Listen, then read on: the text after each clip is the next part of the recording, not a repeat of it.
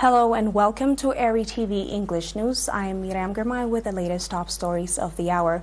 And congratulations to all Eritreans inside the country and abroad on the 62nd anniversary of the beginning of the Eritrean armed struggle for independence.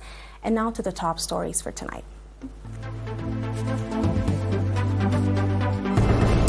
President Isaias met with the President of African Development Bank. The 62nd anniversary of armed struggle for independence celebrated. Around 50 killed in the Democratic Republic of Congo on anti-UN demonstration. Russia and Turkey held talks in Moscow.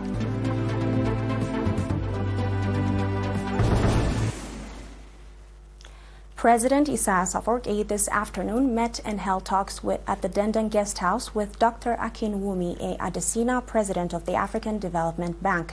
At the meeting, the two sides held extensive discussion on the ongoing and new areas of cooperation, including in the sectors of agriculture, energy, coastal development, among others. Speaking to ERINA, Dr. Akinwumi Adesina noting that he has conducted fruitful discussion with President Isaias Afwerki, expressed readiness to cooperate with Eritrea in the implementation of development programs.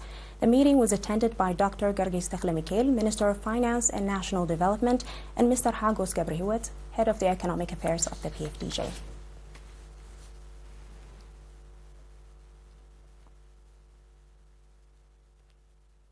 The 62nd anniversary of the armed struggle for Eritrea's independence was colorfully commemorated with musical concert organized at Cinema Roma. The program was organized by the National Holidays Coordinating Committee and was broadcast live by Eritrean Television and the National Radio Dimtsi Hafash. The musical concert included musical drama, poetry, and other performances depicting the unity and resilience of the Eritrean people demonstrated, the heavy sacrifice paid, as well as the unity and dedication of the Eritrean people during the armed struggle for independence. A photo exhibition staged in connection with the 62nd anniversary of the beginning of the armed struggle for Eritrea's independence was officially opened today, 1st of September, at the Asmara municipality area. The exhibition was organized by the Board of the Liberation Fighters Association.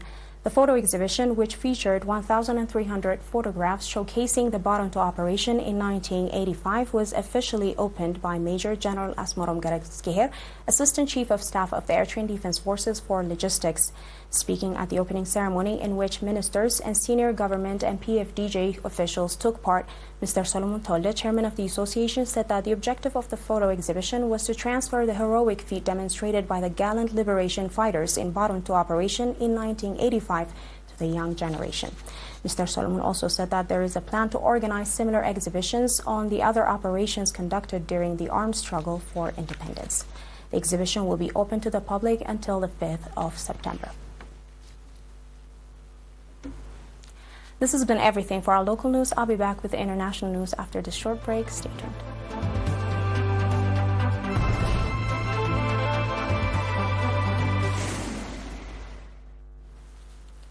At least 48 civilians and one policeman were killed on Wednesday in the Democratic Republic of Congo in a military operation to prevent a demonstration against the UN. The toll from Wednesday's operation in this violence-ridden region was 48 dead and 75 wounded on the demonstrators' side, as well as one policeman killed. These violent events are parts of a series of attacks and demonstrations against the UN mission in the Democratic Republic of Congo, accused of ineffectiveness in the fight against armed groups.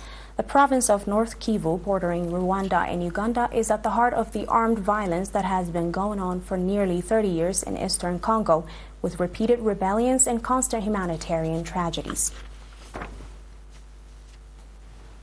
Russian Foreign Minister Sergei Lavrov and his Turkish counterpart Hakan Fidan held talks in Moscow on Thursday, August 31st. Their meeting comes before a summit between Russian and Turkish presidents planned in Russia. Putin and Erdogan are expected to meet in Russian resort of Sochi on September 4th to primarily discuss Black Sea grain exports, according to reporters. The date and location are not officially confirmed yet. Speaking to reporters on Wednesday, August 30th, the Kremlin spokesman Dmitry Peskov said that Putin and Erdogan were set to meet soon and that an announcement would be made later. The United Nations Security Council on Thursday renewed the mandate for its peacekeeping force in Lebanon for another year after tense debate around the troops' freedom of movement. The United Nations interim force in Lebanon, in place since 1978, is tasked with creating a buffer between Israel and Lebanon, which are technically at war. Thursday's resolution passed with 13 votes in favor and keeps the force in place until August 31st, 2024. The mandate is largely identical to last year's agreement on allowing freedom of movement for the approximately 10,000 peacekeepers stationed in the country.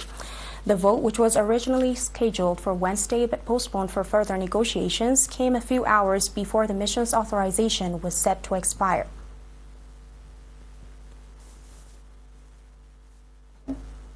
We have reached the end of the news for tonight, and now a little reminder of the headlines.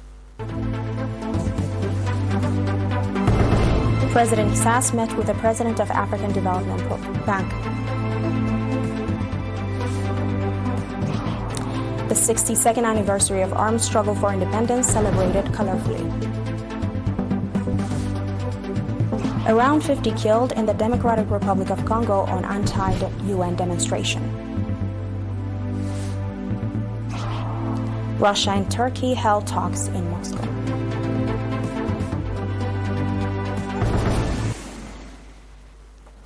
This was everything for today, and until next time, goodbye.